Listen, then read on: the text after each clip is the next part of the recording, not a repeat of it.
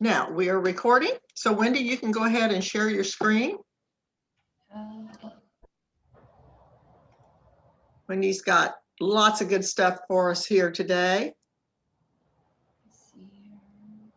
And while she's doing that, I'm going to introduce her so she can concentrate on what she needs to do there.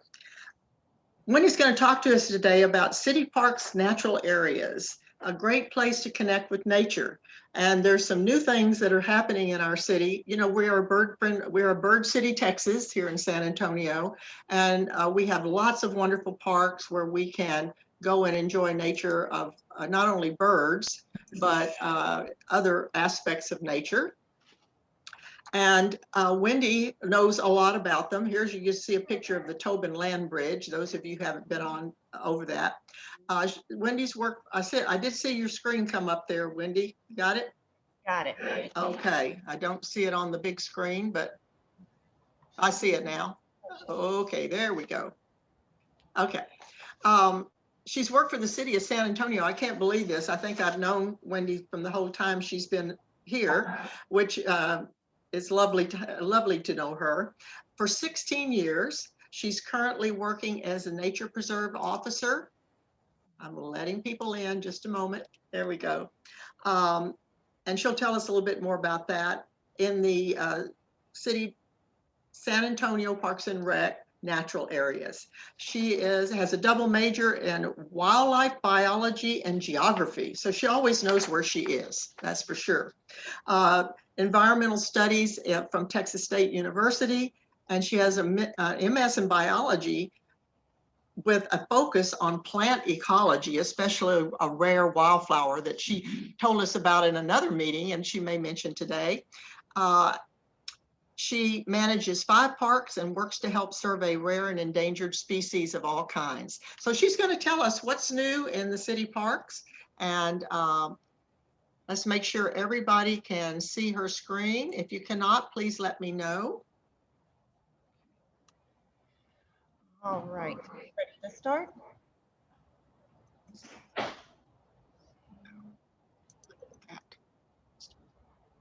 Hang on, excuse me, I'm still admitting people.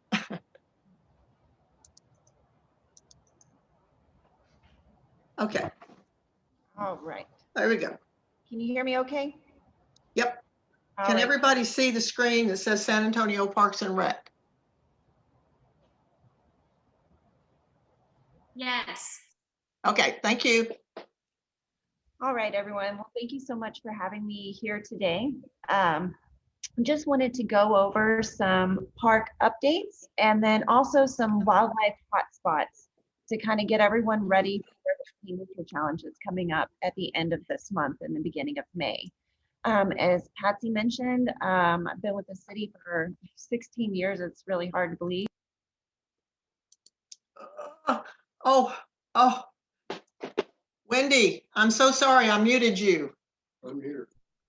Can I unmute? Am I Yes, unmuted now? Yes, you are. Sorry, so sorry about that. I hit the wrong button. Okay, I think I was talking about how hard it is to believe that time flies as it does. So I've been with the city for 16 years, and I'm managing a couple of parks in the natural areas, which is a lot of fun. One of which is Hardburger Park. So just a few updates. Let's see if I can get these to progress. Here we go. All right. So this is not, the most updated map, but I just wanted to bring it up and let you all know that we have pretty much 10 natural areas that are open to the public, a few that are not open to the public. And when I went through and tallied up all the acreage of just those 14 parks and nature preserves, it's almost 5,000 acres. And that doesn't include the acres that are in easement agreement with the Edwards Aquifer team for recharge, and so that are over the Edwards Aquifer recharge zone. The amount of city parks throughout the entire city that are just owned by the city of San Antonio is 257 parks, and that's over 15,000 acres. So the city of San Antonio really owns and operates and manages a lot of green spaces, which is great. So one of the major park updates, I think a lot of you know that the land bridge is now open, which is really great. It officially opened at the beginning of December. And it really connects our two parks, the Blanco Road side of the park and the Northwest Military side of the park. And it's really great because a lot of people, we have a lot of foot traffic on the Blanco Road side from apartment complexes and people who live on the Salado Creek Greenway. And so they had actually never been on the Northwest Military side, and it opened up almost a whole new park for them just to be able to go across on the land bridge. The land bridge is 150 feet wide, so it's pretty wide, and it allows for both pedestrian and wildlife access across. The construction is really interesting. It's not only concrete, but on top of the concrete, there are these foam blocks that were strategically placed to kind of give a different topography of the land bridge. And soil was put on top of that. So soil can be anywhere from a few inches to quite a few feet deep. And the plant selection, the plants and the planting were especially selected for those areas to do well in those areas.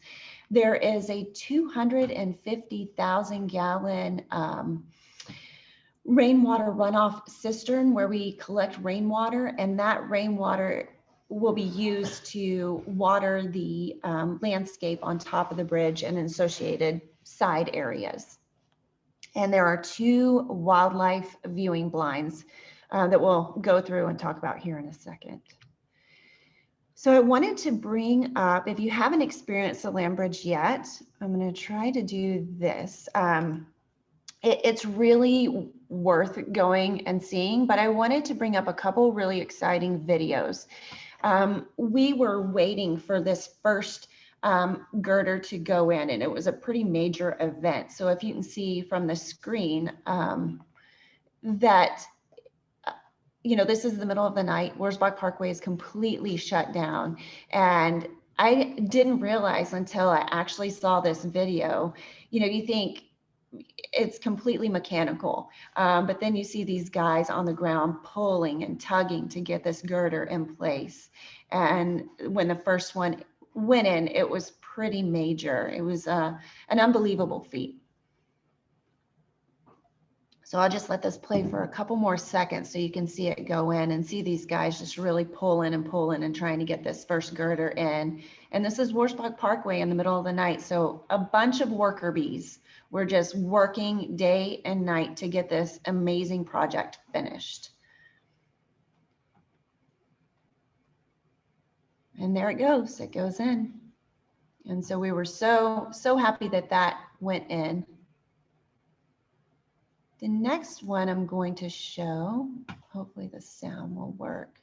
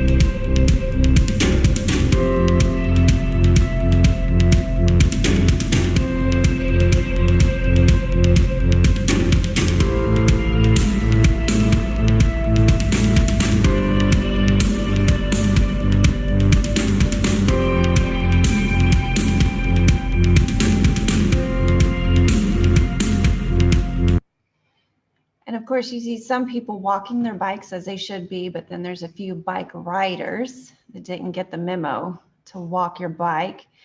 The last video I wanted to show you of the land bridge is actually, it's a time-lapse video of the entire construction project, and it's really amazing. We'll let Phil and Mayor Phil and Ron Nuremberg talk a little bit at the beginning, and then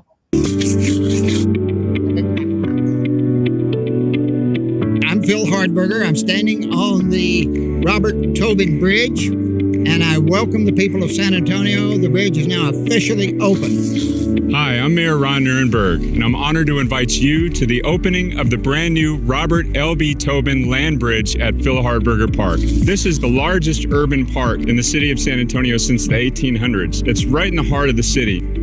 This bridge is unique in the United States. You won't see another one. It is 2/3 of a football field long and wide, goes across 8 lanes of traffic, 6 now, 2 coming. There are certainly plenty of bridges, but about 95% of bridges are for people only, almost none for animals and people. So I think you're going to see something you'll never see anywhere else in the United States. A vision turned to reality after a decade of work. This unique land bridge is now an icon in our city and unites the 2 sides of Phil Hardberger Park.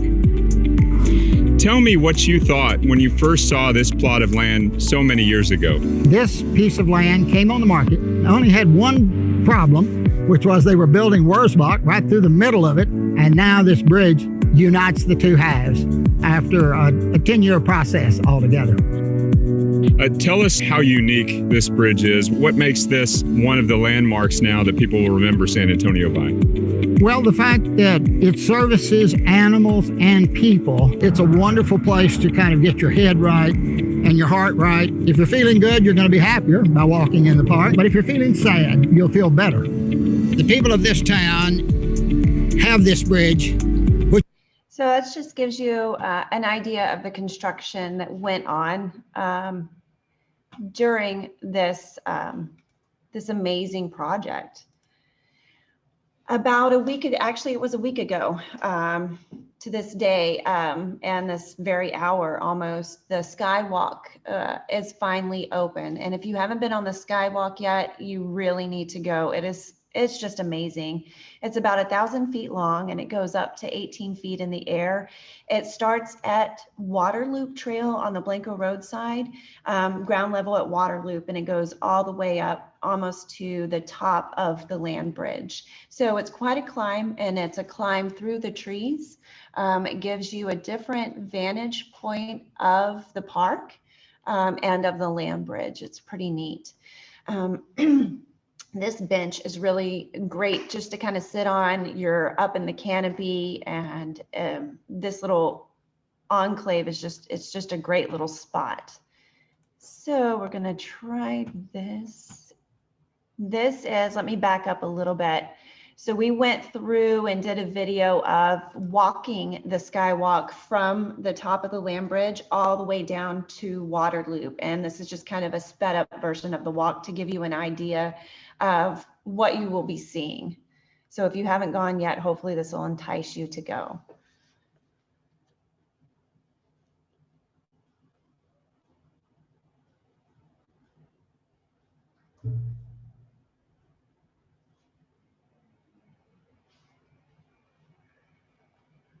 All right.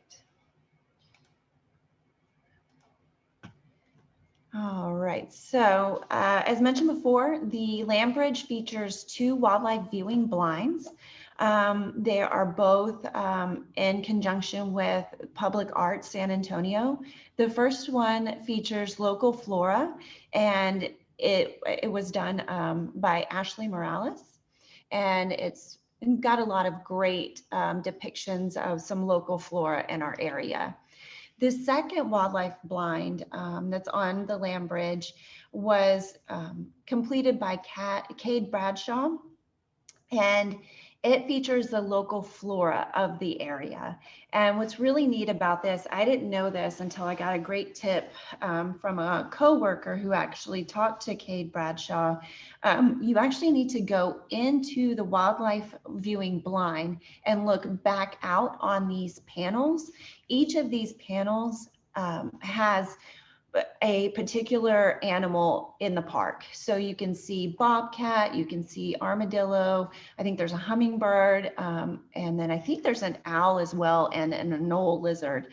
But if you look at these panels through your your cell phone camera, they actually pop out a lot more. And depending on the time of day and where the sun is and how the sun shines through these little holes, it can really pop out. It's like 3D artwork. It's unbelievable, but you can see it a lot better through your camera phone. So that's Hardburger Park. Those are all the updates there. We have a new park that'll hopefully be open this time next year, located on the north side of San Antonio, Clausen Stubing Ranch. It's 204 acres. It's going to be a natural area, but it'll be kind of a hybrid because we'll have a playground, ADA trails, natural surface trails, and quite a few play fields. So the park is actually located down here at the end of Huebner and Hardy Oak, right here. And you can see one of the San Antonio River Authority dams that's actually on the property. What's great about this piece of property is that if you're familiar with the Stone Oak trail system, it actually meets up with the Stone Oak trail system. So you can start at the oldest Stone Oak trail, the one that's on the north side of Stone Oak Parkway, and walk through Stone Oak Park 2, down through Bush Middle School, behind Bush Middle School, and you see how the trail right now ends in a loop and you can go back. But our trail system is going to continue on through this creek and join up with the rest of the trails that are in Clausen Stubing. And when we first acquired the property, I have to admit, I wasn't too terribly excited about the property other than it's more green space and more potential to add more trails together. It was really kind of it's overgrazed. It's an overgrazed piece of property. The oaks, some of the oaks just look terrible. You know, a lot of factors go into play there. But it wasn't until I started walking the property and getting off the ranch roads that I just fell in love with this piece of property. And I'll show you why in just a second. But I wanted to put this picture up. This is on top of the San Antonio River Authority Dam. And, you know, unfortunately, when we open the parks, you know, San Antonio River Authority wants to not have pedestrian access up there, which is understandable. It's pretty high up. But this is just kind of gives you a viewpoint of looking back at Bush Middle School and some of the apartment complexes near there. But this, I have never seen such a huge diversity of cactus out on this piece of property. Usually you'll find like a horse crippler or two on one piece of property on one side of town, and then this Mammillaria hateri on another piece of property. But to see all these cactus in such, I don't want to say abundance, but there's multiple on this piece of property was really great. And then this one over here, Coryphantha sulcate, and we call that one, the common name is pineapple nipple cactus. But then this one, the common name for Mammillaria hateri, some people call it pancake cactus. I've also seen it called little chilies because these red fruit are supposed to be kind of savory. I've never tried one because it's just not common wherever I find it. So I always feel guilty about taking fruit off. So a little overview of the conceptual design of the project. They're just now starting to break ground on construction. So we're really in the early phases of this project. But as mentioned before, the Stone Oak Trail system kind of loops and ends here, but it will actually continue the trail down, and it will meet in with a lot of the other trails that we will have at Clausen Stubing. There will be, you know, multiple parking lots, multiple play fields, a playground. Here's a little bit better view. So playground, play fields, more play fields, a dog park, and then ADA accessible trails. This will be the only building type feature on the property. It'll just be kind of restrooms and an outdoor picnic area, covered picnic area. And one of the cool features, and if you have kids or grandkids, this is really going to be a great spot to take them. We've really come far in our playgrounds from when I was a kid, and it was just the metal pole A-frame with a swing set and, you know, a slide, to something that has a mermaid lagoon with a pirate ship play station area with slides, and then this mosh bog with dragonfly seesaws. I mean, this is really going to be an amazing playground for the kiddos. One thing that's going to be really neat is this HEB kind of rock climbing center. And from space or from an aerial view, you can really see the HEB, but down on ground level, you're not going to be able to see, it won't stand out as well. And you can see the mermaid tails here for the kids to climb on. This is kind of the ground view. Of course, the HEB is not going to be really high because the little ones, you know, will need to be able to climb on this. So when you're standing up here, you could see the HEB a little bit better than on ground level. The other neat thing, since there's kind of mermaid pirate type of a theme going on, is that it'll actually have this hidden treasure box, which will be kind of have an interactive component for the kids, which will be really, really great. So that's the new park that's opening up. A lot of great potential there. The next is the trailhead at Eisenhower Park is finally open. We are still waiting. The rest of the trail will be completed from Eisenhower to the rim at some point in time this summer. But the trail from Eisenhower Park all the way down to Hardberger Park, all the way down to Jones Maltzberger is complete. And I just love these butterfly chairs. I think they're great. So as mentioned before, this is Eisenhower Park, and the trail now goes all the way down to Hardberger Park, Walker Ranch, McAllister Park, Tobin Trailhead. It just keeps going. So this entire section is complete. And this section on over to the Leon Creek Greenway Trail System will be open this summer. They're just working, I think, on this connection up here at Eisenhower Park. So that'll be really, really great. One area I want to focus on, if you haven't walked this section from 1604 to Eisenhower Park, you really need to. Right now is a great time to walk it, and I will show you. There's this section right in here, right north of 1604. It's called Medicine Wall. Medicine Wall is absolutely gorgeous. It's really breathtaking. It's a rock wall climbing. If you're into rock climbing, this is kind of the local place to go. It was in 2015, unfortunately, 2 rock climbers passed away, and the landowner at the time had the pins pulled out of the rock wall and really shut the area down. The city was coming through to extend the Creekway Trail System, and the property owner knew that and approached the city and said, hey, you know, I really think you should purchase this area and maintain it. Well, of course, the city can't take on something like that.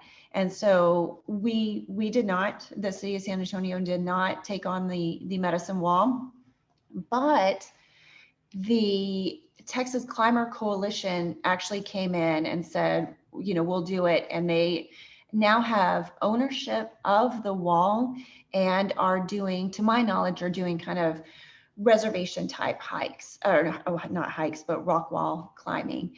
And I saw this picture on the internet and I thought, oh my goodness, there's no way I'm signing up for this, because one of their pathways is called 2 Cracked Teeth. Then we have the other one, which is pediatric clinic, fear of falling. So, and then social distance. So there's a lot of interesting, and I've actually seen this section of wall, and I could not climb that to save my life. So it's pretty amazing. But if you walk that section and you see people climbing up like little ants up the side of a hill, that's or side of a mountain, that's what that is. I want to switch gears now to the City Nature Challenge. And it's, as mentioned before, it's from April 30th to Monday, May the 3rd. And I want to pull this up. Hopefully it'll pull up. Okay. Ooh. Here we go. And so recently, it was pretty interesting. I was asked to come up with how many animals are there at Phil Harburger Park. And I thought, oh my goodness, you could take that in so many different directions. I have no idea how to begin to answer that question. So I didn't know what to do. I started going through my old notes of, okay, pull up this survey, pull up that survey, and it dawned on me, look at iNaturalist, and we can really break data down from iNaturalist, and it's really great. So all of you who have just gone out there and tried to document everything, it's used. It's unbelievable how well it's used. So these are all the documentations. And if I want to figure out, so say I wanted to go ahead and look at how many birds, amphibians, snakes, and mammals, and find out just kind of that conglomerate of species. It'll pull up how many species have been documented through this iNaturalist, so 91. And then I could do the same thing for the plants. I could take all this off and find out how many plants have been documented. And so it gives us a good baseline and some good numbers to work with. And I just wanted to throw that out there because we're actually using the data. We're kind of using the numbers, using the figures, and the 76 observations of rose-bellied lizard, that could come into play for somebody studying rose-bellied lizards or white-tailed deer, things that we may disappear in a couple years or not be so common. We can go back and look at the observations and how many we had. So this is really incredibly useful. And if you haven't joined the iNaturalist program, gotten the app, and done this logging in of critters and flora and fauna, please do, because it's a very useful tool for us as managers. So I was able to give that information to my management team, who was able to then use that information for their reports. So it was really great. So I wanted to mention really quickly some areas to go to see wildlife, and these are easy areas to get to. It's not a comprehensive list by any means, but these are areas that are open and readily accessible to the public to just kind of get in and observe wildlife. One is the Alamo Area Master Naturalist Demonstration Garden, and this is located right next to the Urban Ecology Center, so it's really easy to get to, close to a parking lot. And we were there last week, and it was amazing, the amount of things that are blooming. I'm always amazed at anything that's blooming right now without rain, but that garden's being cared for, of course, by volunteers. But stuff is blooming. We've got a lot of pollinators out there. And then I saw lizards trying to eat the pollinators. So you're going to see quite a bit of wildlife out there, a lot of bird activity as well. Then we have the Savannah, which is 13 acres just outside of the Urban Ecology Center. It's just really right off the balcony of the Urban Ecology Center, the decking of the Urban Ecology Center. And again, a good birding spot. And a good area just to go and kind of see what's roaming around. We have a wetland area on the northwest military side of the park as well. And this area collects surface water runoff after large rain events or the apartment complex letting out some of their pool water, which I don't mind at all. It helps keep the area moist. So really this area is, it's great.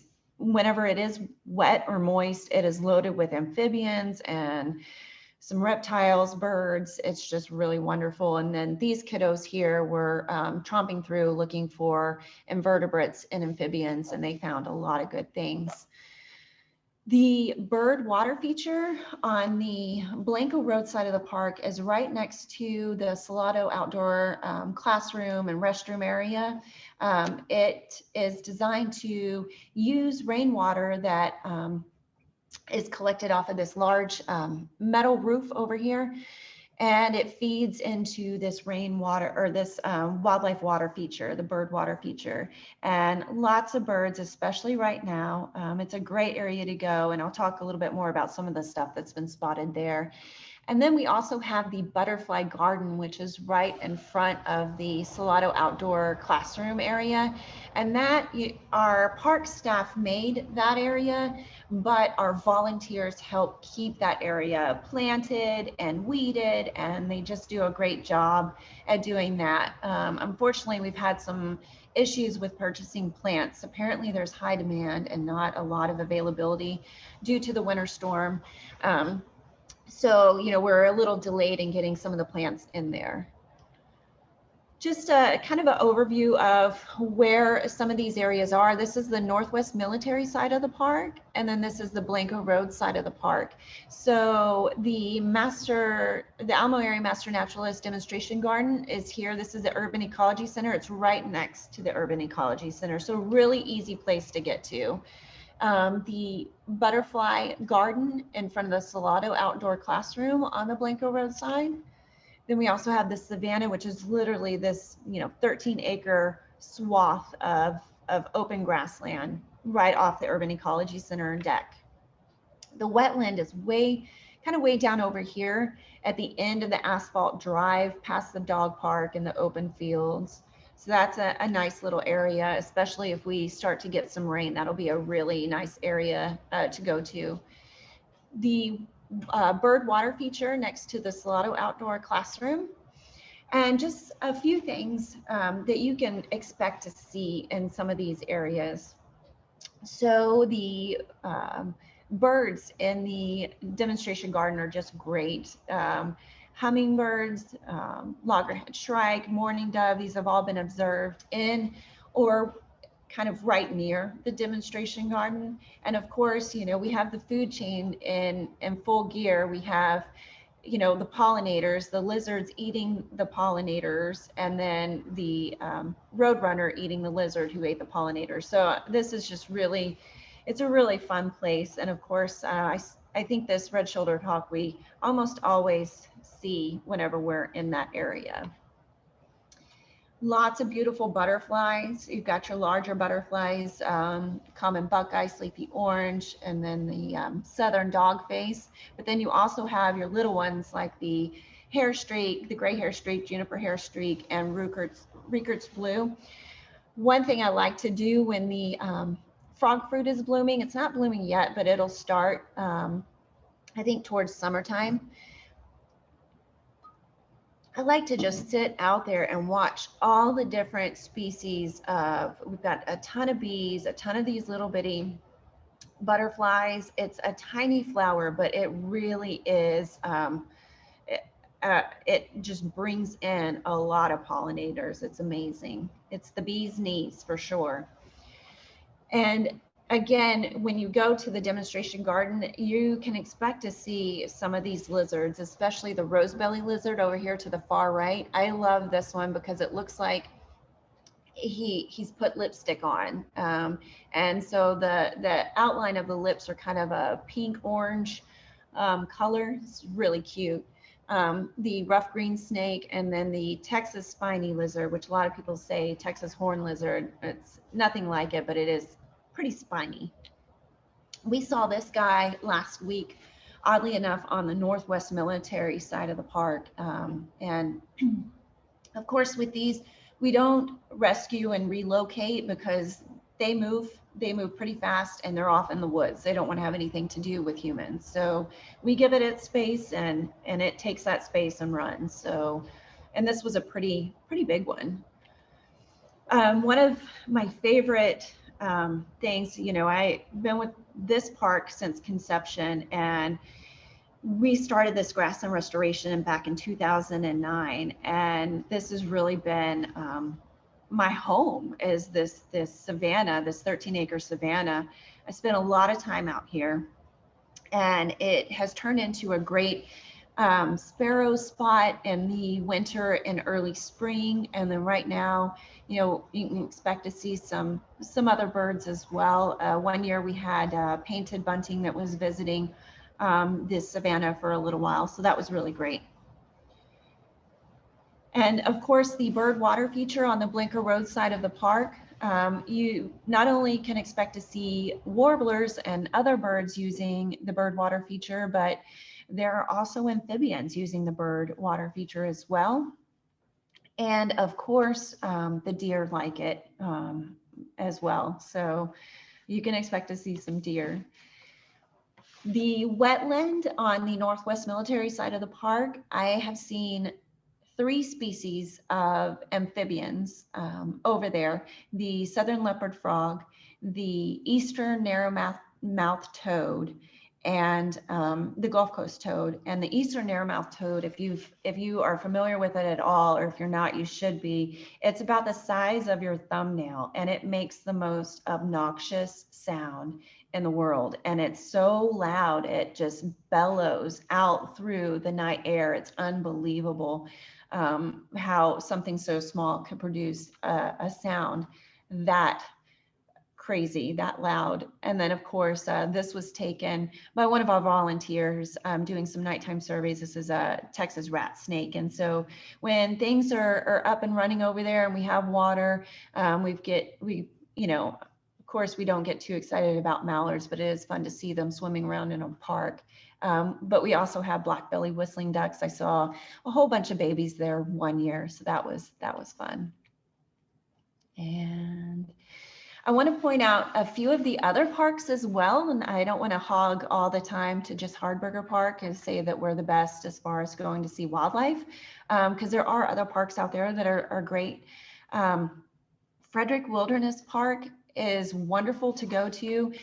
You can sit in this windmill area, and right now you should go listen for golden cheek warblers and see if the golden cheek warbler or other birds come down and get a drink of water. We really ask that people remain quiet, no pitching. Definitely don't do any sort of callbacks. We really don't want to disrupt the birds. And it's just not a good idea to do that, especially if it's an endangered bird or a songbird nesting. So go, you know, take a nice break and be quiet, and you can really hear a lot of the stuff, and a lot of the animals and birds will kind of flock to this area, especially on hot, dry days. The trailhead has a wildflower garden. And also the trailhead itself has a nice open area that staff keeps landscaped and volunteers keep landscaped as well, weeded and landscaped. So you're going to see a lot of different things there. And then there's also a small water feature. You can go, if you don't want to hike all the way back to the windmill, you can just go here and see what birds come to this one. The Medina River Natural Area is really, I say this all the time, it really is a jewel of the South Side. It is unbelievable. It has the a kind of an upland arid area, but then you can just a small hike downhill, you can go into a riparian zone, and you're going to get a huge array of wildlife in those 2 areas. The trailhead and kind of the front area, the parking lot area when you go in is landscape. So you're going to see a lot of great things using those flowers. I put purple picture. It's supposed to be purple pitcher flower. Sorry about that. I think it was autocorrect. So the purple pitcher flower, it should be blooming right now. And that is just, it's just so amazing to see that flower. It's absolutely gorgeous flowers. So you need to go down there and take a walk next to the river. And if you haven't been down there, it is off of Highway 16, south of 410 and north of 1604. There's actually a parking lot entrance that I highly recommend going to right off of Highway 16, and you can just walk down to the river, and you don't really have to walk far. You're going to see a lot. Crown Ridge Natural Area, great place to go to. There's a small drip for the birds to come to. So you can go, I was there a couple weeks ago. There's water in there. You can sit right here, watch the birds come in. Absolutely fantastic spot to go to. Again, the parking lot area tends to be landscaped and taken care of for the natives. So you're going to see some stuff blooming there, and you'll probably get some great wildlife there as well. Walker Ranch, this is we call this the Windmill Meadow, and we've really worked to keep the wild mustard out and the mesquite down and kind of keep this a wildflower area. We do actively seed in this area. And it was interesting. We went out there with a group of staff, and everybody had a 5-gallon bucket, and we started, throwing seed here and there, and out from the forest edge came huge, like an amazing amount. It must have been a half a dozen to a dozen deer that just kind of ran out and kind of came pretty close to us, sniffed what we were throwing down, and then looked at us funny and went back into the woods. So unfortunately, I think somebody's feeding the deer, but we do keep this, try to keep this seeded with wildflower and keep the invasives out. And that pretty much sums everything up. I could not have done this presentation without the people who contributed pictures or folks that volunteers that already had pictures from. So Alan and Patsy Kuntz, Laura Reynolds, Michael Shaw, Kip, one of our volunteers who helped us with the wetland and our Savannah area as well a few years ago. And I think he still volunteers for us. And that is it. I can entertain any questions that we may have. Wow, what a wealth we have. We are just spoiled rotten here in San Antonio. That's crazy. Now, if anybody, I don't have any questions in the chat. Let's see if there's any comment. Yes, this is wonderful. If you think you don't, there's lots of places to go to document, and it's so important. I mean, we do it because it's fun for us, and we have a great time trying to see how many we can get. But just look what the data can do for people like you who are managing these places and want to know what have we got and so forth. And there's always a chance of discovering something that nobody ever knew was out there. Right. And what I wanted to point out is to make sure that people realize that, oh, well, an armadillo has already been documented, so I'm not going to document this armadillo that I'm seeing. But at some point in time, you never know how that data is going to be used. So just go ahead and document stuff. It's great that we have so many observations of a particular species, and you never know how that will wind up being used. Great. And we'd like to have a shout out to someone who logged in from Ashland, Oregon on this, Susan Rust. And thank you, Patty, for saying hello to Susan for us. She did a lot of work to promote and protect our San Antonio's parks and was involved in getting Mitchell Lake going, the mover and shaker behind the formation of Bear Audubon Society. So we're really,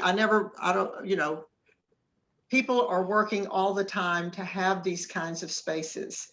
And it takes all of us coming and helping, doing the volunteer work, doing these surveys and so forth. So I would like to just say that I went out to Hardburger the other day and walked the L, as I like to call it, the Skyway. And it was amazing. The titmice were just so mad at us because we were in their habitat. The lark sparrows were flying around and landing on where you could take beautiful pictures of them. And there was just so much going on. So if you haven't been out there, it's really worth getting there and checking it out. If anybody has any questions that you'd like to ask, you can unmute your mic and ask. Oh, somebody asked if the program would be on our website, and with Wendy's permission, we'd like to do that. And Wendy, if you're free to share those videos that you showed, maybe part of one. If Yeah. you're free to share those with us, we would like to post them in their entirety. Because I would have loved to just watch that whole thing go up from 0 to nothing. I know you did it in the interest of time. So if you can do that and send that to us, we'll add those to the package that we share. Very good. Thank you. Any other, let's see. Peter.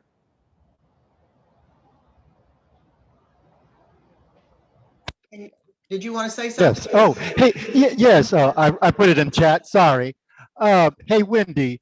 I noticed in iNaturalist, and thank you for promoting iNaturalist and the data collection. I couldn't agree with you more on that. But I noticed that Hardburger Park, there's no public collection project there for anybody. So yes, you could collect data, but you have to go to you got to go to a certain part of iNaturalist. I would love to work with you on that if you have any questions on it. Sure, and work that, because that way you could have people looking at it that are not necessarily master naturalists, but just Joe, the public wants to know, and you could see how things are progressing, and it gives them a different view of iNaturalist, and That would be gets them wonderful. more interest. Yeah, That would be Oh, that's that was my great. question. Yeah, because the only two I see were bio blitzes, and then there was one for roadkill, which I don't know. That was done probably That was, years. yeah, that was to kind of document what we were seeing on Warspach Parkway for the land bridge. Right. Yeah. Yeah, but I'd love to work with you to make another project for the whole park. That would be great. All right, We would that love sounds that. good. Thank you. Thank you. All And right. Susan, did you have a comment, Susan? Susan Rust, this Yes, one? please. Yes. No, just I am so grateful to Patty for sending me the link, and so awed with what has happened in San Antonio since I was there with the parks and natural areas. And Wendy, you're doing a fabulous job, and I can hardly wait to get back. Well, come see us. I'm going to do the best I can. COVID has kind of kept me away for a couple of years, but I will be there. That would be great. Excellent. Georgina, did you have a comment? Yes. Number one, the birds are going into eBird. Yes, they are. I meant to point that out, that we cross-reference the iNaturalist with eBird. We definitely rely on eBird a lot. And there are more accounts of birds in eBird than there are in iNaturalist. Yes, because the birders survey always puts our stuff into eBird, even though they don't post them publicly anymore because it's just us. The other thing I needed to point out was that we owe great thanks to Alan Kuntz, who is the creator and caretaker of the Birdwater feature on the Blanco side. Thank you, Alan. Absolutely. Thank you, Georgina, for bringing that up. Thanks, Alan. And the other day when we were out there, Alan was there sitting on his bike, watching for the birds, and sent us the most darling picture of a very wet, very bathed titmouse. We kept hearing it, and he kept saying, "Come on down and take a bath, come on down." And he had a picture of it. You know, a wet titmouse is just pretty cute. Okay, any other comments or questions from the group? Let me look at my chat again. Okay, and the iNaturalist, just to reiterate, the iNaturalist training at Mitchell Lake is the 21st of April. And believe folks, you know, these things on our that little thing we carry around that'll even make phone calls, that we call a phone, it will just do so many wonderful things for us. And that iNaturalist app it's so easy because you get the GPS coordinates and everything just with the app. So I see Patsy Kuntz. This is the other Patsy. We are co-Patsies. Did you have a comment, Patsy? I did. Can you hear me? Yes. Okay. Wendy, just a quick question. Do you know the brief history of how the city obtained the Clausen Stubing Ranch property? I'm always kind of curious about how that sort of thing happens. Yes. Hopefully I won't mess this up too bad, but we we obtained the property through two different avenues. One is the Edwards Aquifer Protection Fund.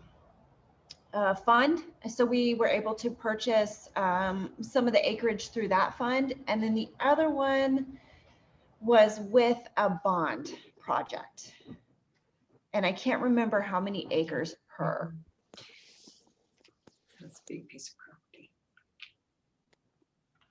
Okay, I have a couple of comments here that I missed, and thank you, Patty, for keeping me on the straight and narrow. She just does that for all of us, Susan and everybody. The question of, maybe I missed it, I was looking for things. What's the history briefly of the Clausen Stubing Ranch property? How did this, she just talked about that. I was looking for other things, sorry. And Brad says, people are so proud of San Antonio's natural areas. Thanks for the presentation and all of this been accomplished. Do you think we'll ever see any natural areas established in the large parklands inside Loop 410? I'm thinking of the eastern half of Southside Lions, of course, but there are relatively fewer natural areas in the inner city. It's a great low impact model for park management. I think locals have a real need for preserved wild places as the hill country gets farther and farther away. And let me just echo that's something that Bear Audubon is also interested in working in, maybe having another Christmas bird count circle out that way. And so what would you say to that, Wendy? Well, I think parks, one thing I forgot to mention was that there are two sectors of the city of San Antonio Parks and Recreation. There's kind of the recreational side, and then there's the natural area side and the natural resources side. Mm-hmm. So what we're seeing a lot more is that the recreation side is kind of pulling us into some of these other urban parks to make them more natural and to really put that component into some of those parks. And it's been really great because we've been able to work at some of the other parks like Elmendorf over there by Our Lady of the Lake, MLK. We've really been able to kind of stretch our outreach and bring a component of ourselves to that park. And then also help with management on some of these other urban parks. I wish there were, and there may be more funds and more ability to get more land within 14. I'm not sure of the availability on that, but I would say that a lot of the real estate is kind of, we've acquired a lot of what we can acquire at this point in time.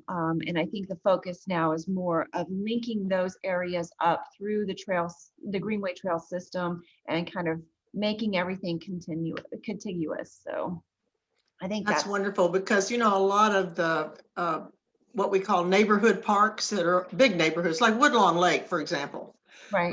It has become kind of sterile, because over time. But people are watching all these great documentaries about urban parks and all this kind of stuff, and they're saying, hey, we want more flowers, we want more natural native plants are becoming much more in the consciousness, thanks to the Native Plant Society for doing a lot of that to help us. And so a lot of people that used to think a park was a big lawn with some trees, just like we used to think that should be how our yard should look. Yeah, and now we're thinking a little bit more native. Let's go native is better. So we're really glad to hear that. We'd be really interested, because that'll draw more birds in and more other butterflies and other critters that people like to see. Right. And I don't know if it was, but when I first started working for the city 16 years ago, it's horrible to say, but they had a campaign of mow it, don't grow it. Yeah. And it was everywhere. It was on billboards, and I was telling people, no, grow it, don't mow it. Mow it, don't mow it. And so we've kind of, we've moved on from that mow it, don't grow it to the grow it, don't mow it. And that's really great. So, and not that I'm a big, proponent of having a weedy lawn, but, it's great to have some of those natural, wildflower areas. So. Yeah, we have to be careful to have with our native plants, not to have the vacant lot look. Right. But there's a beautiful way that we can do. The Native Plant Society teaches classes on how to take natives and tame them enough that people in your neighborhood do not object. And all of a sudden, people are going by your house and they're saying, "What are those pretty purple flowers that are coming up in your grass?" It's, "Oh, that's prairie verbena, and it just came up," and all that. And we had people one year. We had a whole front yard full of prairie verbena. People were stopping at our house and taking pictures. That's great. It was amazing. And they haven't been back since, not the people or the flowers, but That's usually how it works. yeah. So we let things grow that they will. And people are beginning to change their idea of beauty and of what is appropriate for an urban landscape. So we're glad to see that. Well, folks, it is 12 o'clock. And we want to thank all of you for coming and for your wonderful comments. There's some things in the chat. And we have recorded this segment, this whole thing. And once we have it all downloaded, we will have it posted on the Bear Audubon Society website. It's BEXARAUDUBON.org. And we'll learn how to spell Audubon and bear, or Bahar, as you're supposed to say it, I think. But check back, and on our meetings page, there's a place called In Case You Missed It. And sometimes we just can't work everything we want to do into our schedule. And so we have it there. As long as people want it, we'll leave it there. And we'd love to have you come and view this again. Wendy, thank you so much. I know you've been a big part of that change from mow it, don't grow it, to grow it, don't mow it. I need a bumper sticker. That'd be great. That'd be great. Well, we hope you'll come back again and talk about some other things that are near your heart in nature. And Definitely. we'd love to have you anytime. And please thank your technical advisor, Teresa. Yes, I owe her Starbucks or something. So it was a seamless presentation, and we really do appreciate it and love your backgrounds, sitting in the park and talking with us. Susan, welcome, and come see us as soon as you can. And we'd love to have you in some of our activities. Any parting words? And the chat will be part of the recording. And so you can read what was asked if I did miss anything. It's hard to do all these things at once. And I appreciate the people who remind me to do those things. So you guys have a beautiful rest of your day, and get ready for that nature challenge, April 30th to May 3rd. Come volunteer for us downtown, get involved. It'll make you feel good. And like a friend of mine says, I think it even makes you better looking. So, stay happy and stay healthy, and we'll see you all at the next program, which will be April 28th, the delightful children's book that you'll want to know the lady behind it. She is a bird lover and a photographer, and she has bird love right in her heart, and she communicates it very well to all ages. So come join us for that on April 28th. So see you around. Take care. Thank you. Bye-bye. Bye. Here's my leave here. Bye, Patsy. Bye-bye, Susan.